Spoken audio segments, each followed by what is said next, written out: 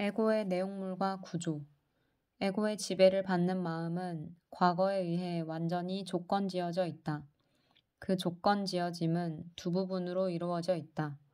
내용물과 구조가 그것이다. 장난감을 빼앗겨 심한 고통 속에서 오는 아이의 경우 이 장난감은 내용물에 해당한다. 그것은 다른 장난감이나 물건 같은 또 다른 내용물로 대체가 가능하다. 당신이 자신과 동일화하려는 내용물은 주위 환경, 성장 배경, 그리고 둘러싼 문화에 따라 조건지어진다. 아이가 부자이든 가난하든 그 장난감이 나무로 만든 동물 같은 것이든 정밀한 전자제품이든 잃어버렸을 때 오는 고통은 차이가 없다. 왜 그런 극심한 고통이 일어나는가? 그 이유는 나의라는 단어에 숨어 있으며 이것은 구조적인 문제이다. 대상과의 연결을 통해 자신의 정체성을 강화하고 싶어하는 무의식적인 강박관념은 에고의 지배를 받는 마음의 구조에 단단히 박혀 있다. 에고가 존재하게 만드는 가장 기본적인 마음 구조들 중 하나가 동일화이다. 동일화라는 단어는 같다는 의미의 라틴어 이뎀과 만들다는 뜻의 파케레에서 유래했다. 따라서 내가 어떤 것과 자신을 동일시하면 나는 그것을 같게 만드는 것이 된다. 무엇과 같게 만드는가? 바로 나와 같게 만드는 것이다. 나는 그것에게 나의 자아의식을 부여하고 따라서 그것은 나의 정체성의 일부가 된다. 가장 기본적인 차원에서 정체성의 대상은 물질이다. 나의 장난감은 훗날 나의 자동차, 나의 집, 나의 옷 등이 된다. 나는 물건들 속에서 나 자신을 찾으려 하지만 결코 완전하게 성공하지 못하며 결국 그것들 속에서 나를 잃어버리는 결과로 끝이 난다. 그것이 에고의 운명이다. 물질과의 동일화. 광고업계에 종사하는 사람들은 실제로는 필요 없는 물건을 억지로 사게 만들기 위해서는 그것을 갖고 있으면 자기 이미지가 혹은 다른 사람에게 보이는 이미지가 달라진다고 소비자가 생각하게끔 만들어야 한다는 것을 알고 있다. 바꿔 말하면 나의 자아의식에 보탬이 되리라는 믿음을 심어주면 되는 것이다. 예를 들어 이 제품을 쓰면 한결 돋보입니다. 그러니 좀 더 당신 자신이 될 수 있습니다. 하고 말하면 된다. 아니, 제품으로부터 유명한 사람을 또는 젊고 매력적이고 행복해 보이는 사람을 연상하게 만든다. 심지어 늙은 사람과 고인이 된 유명한 사람의 전성기 모습이라도 상관없다. 이때 무언중에 가정되는 것은 이 제품을 사면 마술적인 작용이 일어나 당신이 그 사람들처럼 될 수 있다거나 그 사람들의 이미지를 꼭 담게 된다는 것이다. 그러므로 많은 경우에 사람들은 제품을 사는 것이 아니라 자신의 정체성을 높여주는 상품을 사는 것이다. 유명 디자이너 상표는 집단 전체가 알아보는 정체성 중 으뜸 가는 것이며 당신이 구매하는 것이 그것이다. 유명 디자이너 상품은 가격이 높기 때문에 독점적이다. 만약 누구나 살 수 있는 것이라면 심리적인 가치가 없어지고 남는 것은 물질적인 가치뿐이다. 그 물질적인 가치는 사실 당신이 내는 돈의 아주 조금밖에 되지 않는다. 무엇과 동일화가 되는가는 사람마다 그리고 나이와 성별, 소득, 사회적 지위, 유행, 둘러싼 문화 등에 따라 다르다. 당신이 자신과 동일시하는 그것들은 모두 에고의 내용물과 관련된 것이다. 반면에 무엇인가와 동일화되려는 무의식적인 강박 심리는 에고의 구조와 관계가 있다. 그것은 에고의 지배를 받는 마음이 작용하는 가장 기본적인 방식 중 하나이다. 역설적이게도 이른바 소비사회를 계속 유지시키는 것은 인간이 물건에서 자기 자신을 찾으려는 시도가 매번 실패로 돌아간다는 사실이다. 에고의 만족은 오래 지속되지 않기 때문에 당신은 계속해서 더 많은 것을 찾고 계속 사고 소비한다. 물론 우리의 표면적인 자아가 살고 있는 이 물질 차원에서 물건은 필요하고 살아가는 데 필수적이다. 집, 옷, 가구, 도구와 연장, 탈 것이 필요하다. 게다가 아름다움과 고유의 품질 때문에 높이 평가되는 것도 있을 것이다. 우리는 물건의 세계를 이유 없이 경멸해서는 안 되고 존중해야 한다. 각각의 사물은 형상을 초월한 한 생명의 기원을 둔 일시적 형상들이며 모든 사물과 몸과 형상이 그 한 생명의 원천에서 나왔다. 대부분의 오래된 문명들에서는 무생물까지 포함한 모든 것에 내재하는 영이 있다고 믿었다. 이 점에서는 그들이 오늘날의 우리보다 진리에 더 가깝다. 머릿속 관념에 의해 생기를 잃은 세계에 살고 있으면 더 이상 우주에 살아있음을 감지할 수 없다. 대부분의 인간은 살아있는 실체 속에 거주하는 것이 아니라 관념화된 현실에 머물러 있다. 그러나 만약 우리가 사물들을 자아 강화의 수단으로 사용한다면, 즉 사물을 통해 자기 자신을 찾으려 한다면, 우리는 실제로는 사물을 존중하는 것이 아니다. 에고가 하는 일이 정확히 그것이다. 에고가 사물과 동일화되면 사물에 대한 집착과 강박관념이 생겨나고 그곳으로부터 우리의 소비사회와 경제구조가 만들어진다. 이곳에서는 발전의 유일한 측정 기준이 언제나 더 많이이다. 더 많이와 끝없는 성장을 위한 이 억제되지 않은 분투, 노력은 하나의 기능장애이고 질병이다. 자기를 증식시키는 것만이 유일한 목표이고 실제로는 자신이 그 일부인 전체 조직체를 파괴해 결국 자신도 파괴되는 결과가 됨을 알아차리지 못하는 암세포의 기능장애와 똑같다.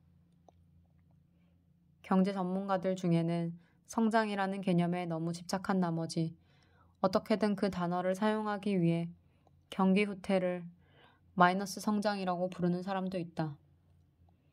많은 사람들은 물건에 대한 도를 넘은 집착으로 삶의 대부분을 소비한다. 물질 과잉이 우리 시대의 병 중 하나가 된 이유가 거기에 있다. 자기 본래 존재의 삶을 더 이상 느낄 수 없게 되면 인간은 물질로 삶을 채우려 하기가 쉽다. 하나의 영적 수행으로서 나는 자신이 물건들의 세계와 맺고 있는 관계를 한번 관찰해 보라고 제안하고 싶다. 특히 나의 것이라는 단어를 붙일 수 있는 물건들과의 관계를. 예를 들어 자신의 자아 존중감이 소유물에 좌우되지 않는가를 판단하기 위해서는 민감하고 솔직해야 한다. 자신을 중요한 인물이나 우월한 사람으로 느끼게 하는 특정한 물건들이 있는가? 그것들을 갖고 있지 않으면 당신보다 많이 소유하고 있는 사람들의 열등감을 느끼는가? 다른 사람의 눈이나 스스로의 눈에 자기의 가치를 끌어올리기 위해 은연중에 자신의 소유물을 암시하거나 과시하지는 않는가? 누군가가 당신보다 더 많이 갖고 있을 때 혹은 소중히 여기는 소유물을 잃어버렸을 때 화가 나고 불쾌해지거나 어느 정도는 자신의 자아의식이 위축된 것을 느끼는가? 잃어버린 반지. 영적인 문제에 대한 상담가로서 사람들을 만나던 시기에 나는 일주일에 2번씩 어느 여성 암 환자를 찾아가곤 했다. 그 여성은 40대 중반의 교사였는데 의사로부터 몇 달밖에 살 수 없다는 진단을 받았다. 나는 그녀를 방문해서 몇 마디 말을 나눌 때도 있었지만 침묵을 지키며 다만 함께 앉아 있을 때가 많았다. 그때 그녀는 처음으로 바쁜 교사 시절에는 존재하는지조차 알지 못했던 내면의 침묵을 발견할 수 있었다. 그런데 어느 날 방문하니 그녀는 몹시 낙담하고 화가 나 있었다. 무슨 일이 있었나요? 라고 묻자 다이아몬드 반지가 없어졌다고 했다. 금전적인 가치도 있는 것이지만 중요한 추억이 담긴 물건이었다. 분명 매일 반나절씩 간병하러 오는 여성이 훔친 것이 틀림없다고 그녀는 말했다.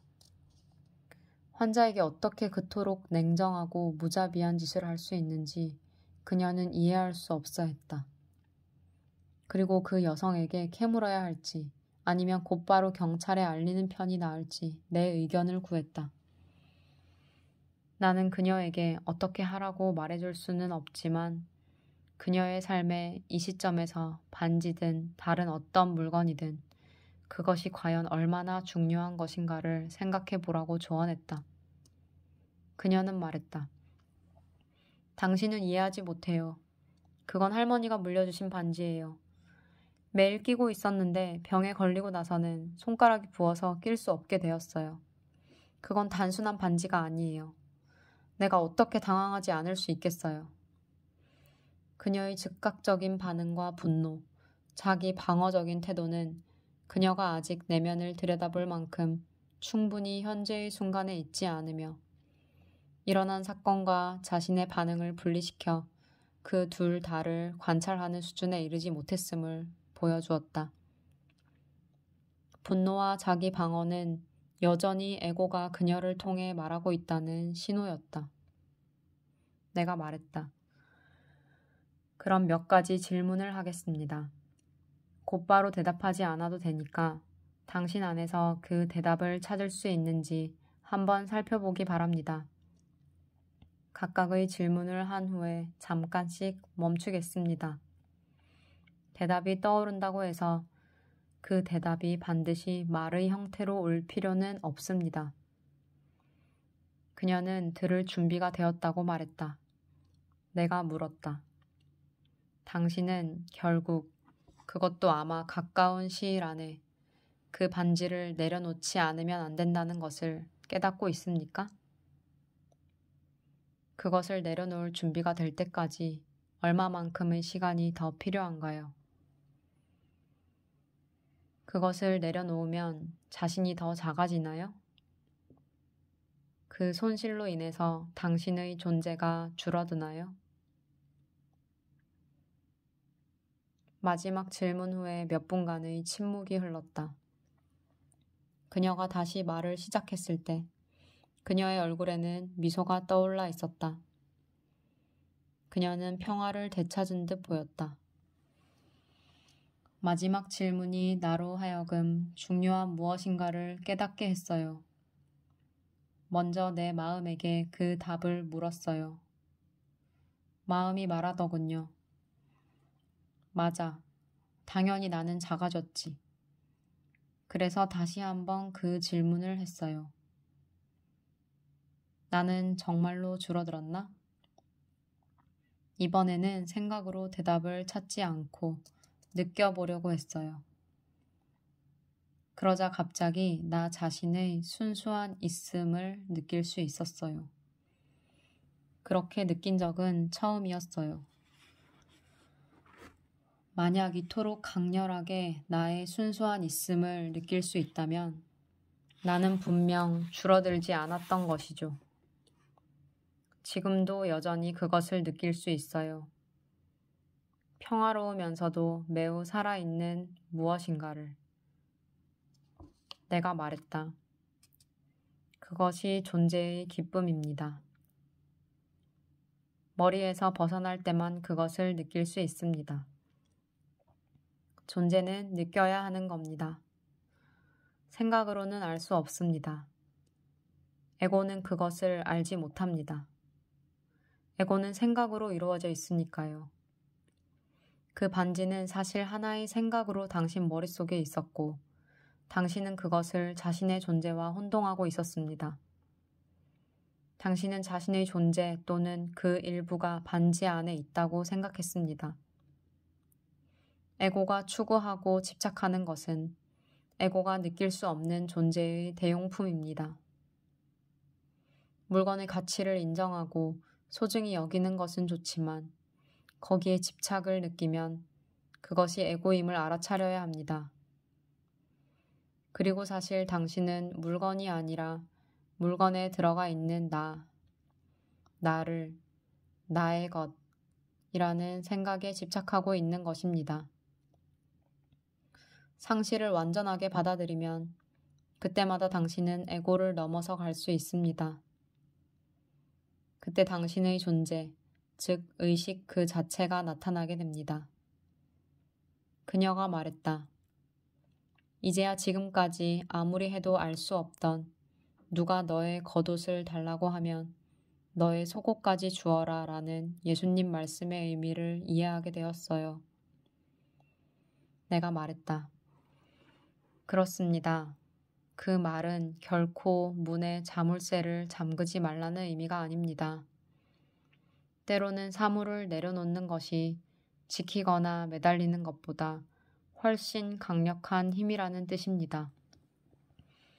신체가 점점 쇠약해져 간 마지막 몇 주 동안 그녀는 마치 안에서부터 빛이 비쳐 나오는 것처럼 더욱더 빛이 났다. 그녀는 사람들에게 자신의 소유물 대부분을 나누어 주었으며 그 중에는 반지를 훔쳤다고 의심한 여성도 있었다. 그리고 소유물을 나눠줄 때마다 그녀의 기쁨은 더욱 깊어졌다. 그녀가 세상을 떠났다는 소식을 나에게 전화로 알려준 그녀의 어머니는 그녀가 죽고 난 뒤 화장실 약장에서 그 반지를 발견했다고 말했다. 간병하는 여성이 반지를 제자리에 되돌려 놓은 것인지 아니면 줄곧 거기에 있었는지는 아무도 알 수 없다. 하지만 한 가지는 알 수 있다. 삶은 그것이 무엇이든 의식의 진화에 가장 도움이 되는 경험만을 준다는 것이다. 그렇다면 이것이 자신에게 필요한 그 경험이라는 것을 어떻게 아는가? 이것이 지금 이 순간 당신에게 일어나고 있는 경험이기 때문이다. 그러면 자신의 소유물에 자부심을 갖거나 자기보다 더 많이 가진 사람에 대해 분한 감정을 갖는 것은 잘못된 일인가? 전혀 그렇지 않다. 자부심, 돋보이려는 욕구, 남보다 더 많이를 통해 자아가 확실히 강화되고 남보다 더 적게에 의해 위축되는 것은 옳은 것도 아니고 잘못된 것도 아니다. 그것은 단지 에고일 뿐이다. 에고는 잘못된 것이 아니며 단지 무의식일 뿐이다. 자신 안에 있는 에고를 관찰할 때 당신은 그 너머로 가기 시작한다. 에고를 너무 심각하게 받아들이지 않는 것이 좋다. 자신 안에서 에고의 행위를 감지하게 되면 미소 지으라. 때로는 소리내어 웃어도 좋다. 인류는 어떻게 이토록 오랫동안 이런 것에 사로잡혀 있는 것일까? 무엇보다 먼저 에고는 개인적인 것이 아님을 알아야 한다. 에고는 당신이 아니다. 에고를 개인적인 문제라고 여긴다면 그것은 단지 더 에고일 뿐이다.